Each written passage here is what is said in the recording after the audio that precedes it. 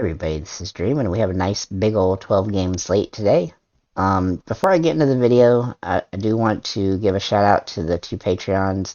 Typically going to do Patreon at the end, so I started a Patreon channel today, and so the purpose here is that you're going to get access to the spreadsheet that I mock up before I do the video. That I put the information that I want to talk about in the video, and I also include a little couple blips about all the pitchers. I don't always include blips on the spreadsheet about the batters, but I do list everybody.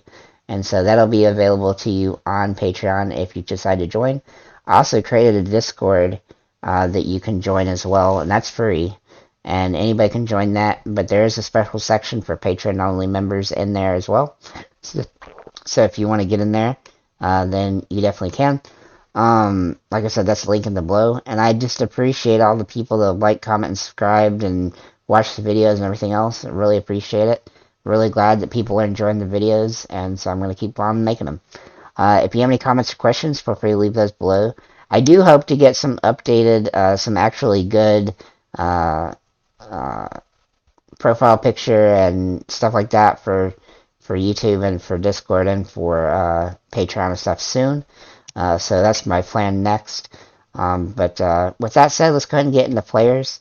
I'm sure that's what everybody wants to hear, so let's get in here. So first of all, the teams that I think that are stackable. Milwaukee, Cleveland, Houston, and Toronto are the top four stacks. Then St. Louis has some players that we can put in there. Chicago White Sox, right-handed hitters. Seattle's left-handed hitters. And the Angels are all teams that have some players that we could potentially stack. With that said, let's get into the pitchers I do like. So basically, we have four guys at the top. One of them is Garrett Cole. He's averaging 22.7 the last 10 games. He's been a little bit hit or miss lately, but he's in a nice little plus matchup here. And he has the strikeout matchup as well. He is projected to be the second best strikeout pitcher today, and so I think he's a pretty solid option. Not as ideal as Mr. Beaver, but still pretty good. Beaver is in the best matchup, and he's also got a high chance for strikeouts. And in 8 of the last 10 games, he's had really solid starts, so I think he's in a pretty safe spot against Kansas City, who's not very good. Framer Valdez, he looks pretty good on the stats side, but I don't love pitting people against Texas, but he's been really good against Texas this season. So he's somebody you have to consider. He does have a little bit of a strikeout risk because he doesn't always get as many strikeouts as some other guys, but he still has some potential there. But sometimes when I've avoided him, I've been happy to avoid him because he's not had as good games. And I don't know, I have a bad feeling about him today. And then the next guy that I like is Kyle Wright. He's been pitching really well for Atlanta, and I feel like everybody's been pitching well for Atlanta, but in his one game against Oakland, he had 29 fantasy points. I think Atlanta is definitely going to be motivated to win this particular game too, and I don't think he's going to have too much trouble getting some defense behind him. As you can see, in fact, Atlanta does pretty good when he pitches. They score some runs. So overall, I think he's a pretty solid option today. The only risk with him really is the strikeout aspect, but even in his one game against Oakland, he had 7, and we can definitely live with that. He's also the least expensive guy that I've got targeted. There's really just not a ton of good value pitchers today. You could make an argument for, who is it? Where'd he go? Merrill Kelly at $9,200 against San Diego. But San Diego has been pretty good. I kind of feel like he's going to be at 12 to 18 point range. You got to avoid Brandon Woodruff today against Colorado. Even though he's good against Colorado, this time he's at Colorado, and that game is projected to have a lot of runs scored. Joe Musgrove is somebody you could consider, but he's only $200 cheaper than Kyle Wright, and he's got a worse matchup against Arizona, who's a much better team than Oakland is, and he also has tendency to stumble as of late, and so he's not super ideal.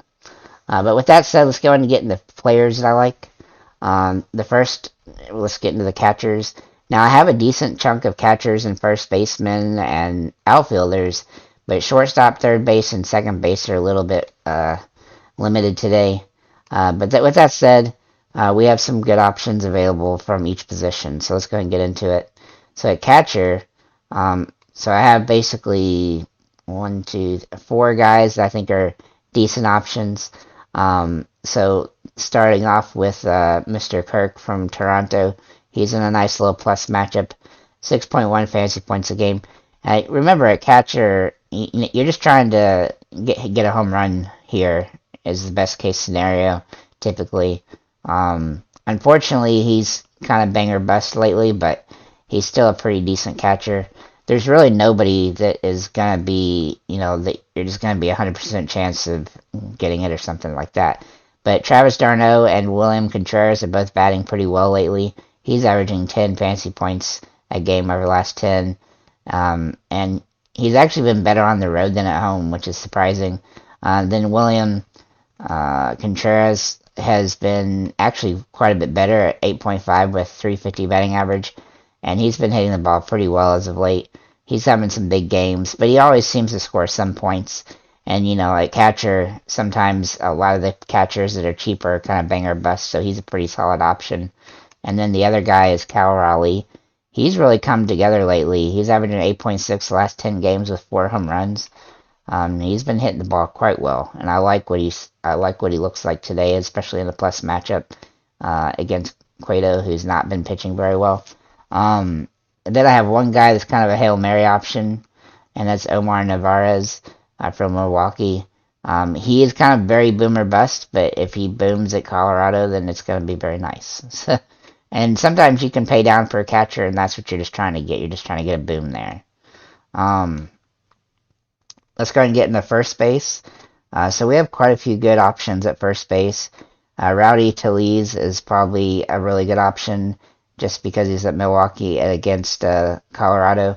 He has home run potential, though he does tend to have to, he tends to have some bad games mixed in. He doesn't strike out a whole lot, but he does occasionally. Like, he'll occasionally have a 3 strikeout game, which can be frustrating. But he's been pretty solid against Colorado, and now he gets a chance to do it at Colorado, and that's definitely going to be an advantage.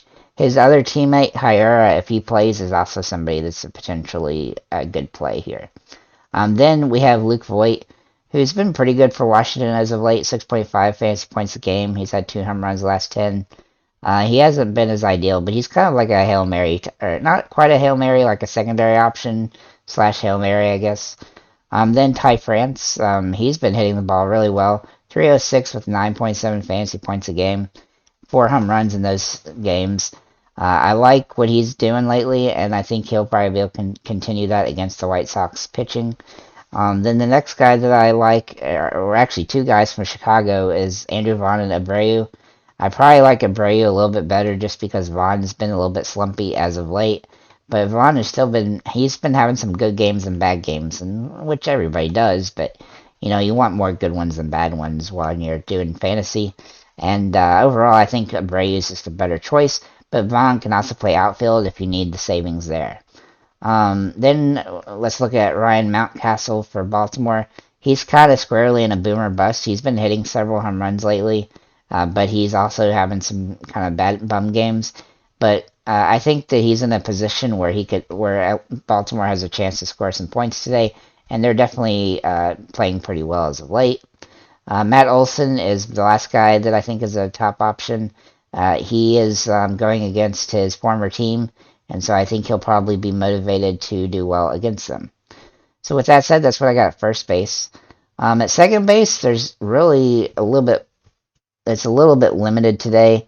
There's just not a ton of great options. I mean, you could argue Cronenworth is a decent option. But really the top ones are Colton Wong. Colton Wong is probably a home run threat today against the Colorado. He actually had 14 fantasy points without a home run yesterday because he got a stolen base. But he's in a really good situation, and he's been batting the ball really well, 344 last 10 games. I definitely like him when he's at Colorado. Then the next guy is Gunnar Henderson. Now he's still young to the game, but he's been batting well, and he has a good stats in the minors, which gives me hope that he's going to continue to be really good in the majors. He also has, steal base chance as well. So I think that he's somebody that you can rely on to be a pretty cheap option at the position. And then the other guy that I really like here is Von Grisham for Atlanta. Now, he hasn't been quite as good the last week as he had been, but he's still hitting the ball pretty well. And as you can see, he still has upside games, especially when he bats right behind Michael Harris. Michael Harris will get on base, and then he'll, knock him around or help him get around some. And that's what you want from him. You don't need a ton of points to make him worthwhile, so he's definitely an advantage. Like I said, there's just not a ton of value at second base or even good plays because a lot of the best players are going against the tougher pitchers, or they're just like DJ LeMahieu where he's batting 053 with 2.2. Like, how do you even rely on that reasonably?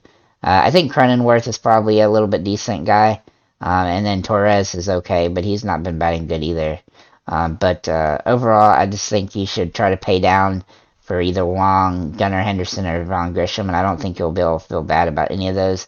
Now, if Luis Urias does play, which he's not projected to play, he's somebody you'll have to consider at this position. Then let's go ahead and get to third base. Now, third base is a little bit more interesting. We have a couple extra guys outside of Gunnar Henderson, who's obviously at this position. We also have, let's see, where is he?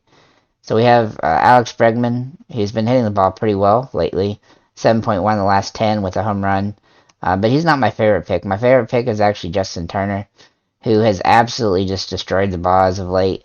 As you can see, all these like 10 plus point games. Absolutely just destroying the guy. 472 last 10 games. 17 out of 36.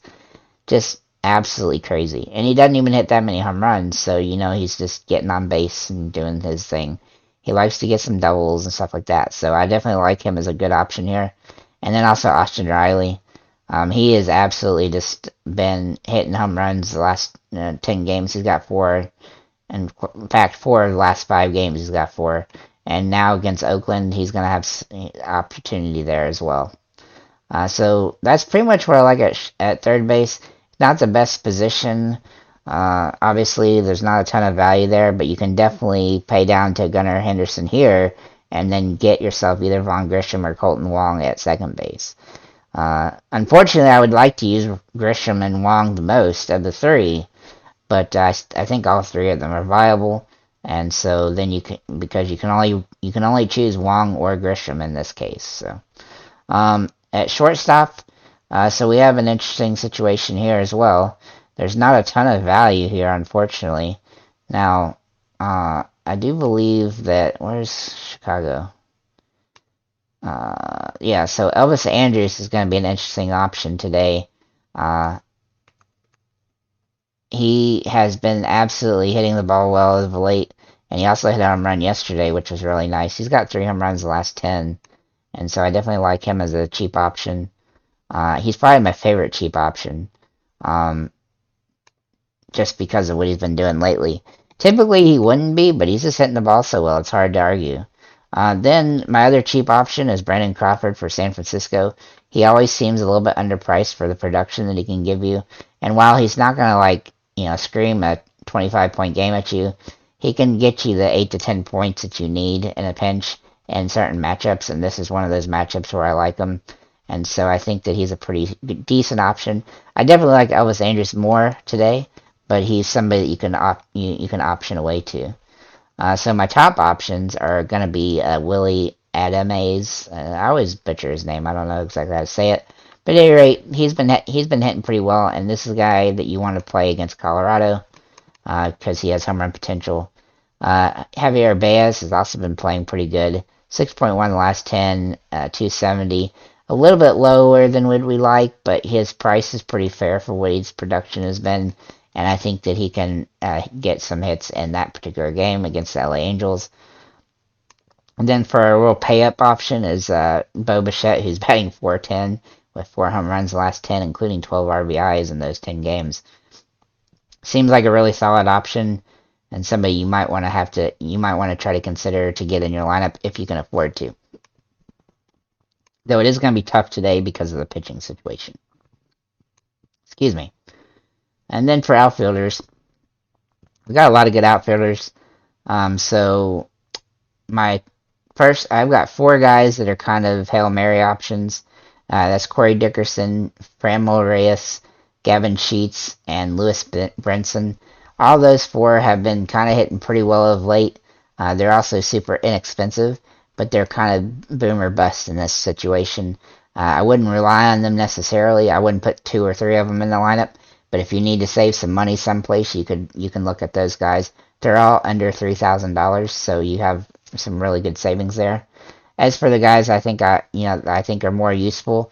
The first guy is Stephen Kwan. Now he's typically better on the road, which is good, and he's been absolutely just killing Kansas City. If he bats leadoff, and he doesn't always, but when he does, he's definitely usable in this situation. So yeah, make sure to check to see where he's batting before you do, because if he's late in the lineup, then that's not ideal. But if he's at the front, then we definitely like him today. He's also got stolen base potential. He doesn't have home run potential. Just remember that. But he has steal potential and just getting hits because he's good at that. As for the next guy, Christian Yelich, he's been batting 300 the last 10 games, 8 fantasy points a game, 2 home runs. I think he's in a solid matchup against Colorado. He's had a couple off games, but overall, he's still a really good option for Milwaukee at Colorado, especially when we get that Colorado stack in. He's somebody you want to consider. Ian Happ is the guy that I love when he comes up to bat. Like when he comes up in my algorithm for my projections, I absolutely love it when this dude gets to the top. I don't. It doesn't happen all the time, but when it does, it always seems like it ends up like a home run. So I am definitely going to try to work this dude in my lineup today, just because of the matchup and everything. And it just seems like he's kind of set to have a good game. Hunter Renfroe is another guy that you could use from Milwaukee. He's a little more expensive, but he's also been hitting the ball really well. 368 last 10, and I definitely like what he's got going. Taylor Ward. I don't know. I said Tyler. He's been kind of hit or miss lately, but he's still got some upside, and his price is so cheap for his production. He's always underpriced. Now, obviously, the Angels stink, and he's not going to get a lot of RBIs with his teammates, but he's still got some potential, and he's got Trout and Ohtani nearby him, so that helps. Then we have Andrew McCutchen. Now his batting average has been abysmal lately, and his fantasy points a game have not been good. But he's got an upside matchup, and he got 12 points yesterday against Colorado, so he's somebody you have to consider if you're trying a Milwaukee stack. Another guy that I like is Seiya Suzuki for Chicago Cubs. You could kind of mix in a little, you could make a little three-person Cubs stack for the outfielder if you wanted with him, and Ian Happ and Framil Reyes. They've got a good matchup today against the Cincinnati Reds, and they've been hitting the ball well against Cincinnati as well, so that's always beneficial. And then finally, last but not least, we have Mr. Michael Harris, who has absolutely just been destroying the ball. 486 over the last 10 games, 12 fantasy points a game, including 2 home runs. Like, just absolutely killing the ball. 486, that's crazy. 18 out of 37. If he had one more hit or one less at bat, he'd be over 500 or at 500 at least. He's somebody I definitely think is a really solid option. You can kind of pair him with Michael Grisham too, or with not Michael Grisham, with Vaughn Grisham, and they tend to score points at the same time because they bat right after each other. So I feel like it's actually pretty easy to get some good value here, so that we can make a good lineup. But you're definitely going to feel like you have to pay up for pitching, which, in a big slate like this isn't ideal because you usually want to try to find a couple of value options. Unfortunately, there's just not a whole lot available here. Nobody is in there's several guys in the middle there that are just not great pitchers that are against decent but not great teams, and then vice versa. Like, you got bad pitchers against great teams. So it's like, well, you don't really want to use the pitchers from some of these games, or the batters from some of these games, but you also kind of want to avoid the pitchers because they're not, maybe they've got 12 to 15 point, situations on average, which isn't quite enough for the price to pay off. And there's enough value where I don't think you have to really, mortgage a pitcher away in order to get, to pay out for some people. So And a big slate like this, that's typically true. It's a little bit more limited in the middle of the infield than you'd typically see, but overall, I think it's a pretty solid slate. So, if you have any comments or questions, feel free to leave them below. Let me mention the Patreon people one more time. And like I said, I won't be doing that, but at the end of the video from now on, I just wanted to start it off letting you know. So thank you again to Gerald P. and Patrick B. for signing up to Patreon. And like I told you before, feel free to join the Discord. And if you have any comments or questions, leave them below. And have a nice day, guys.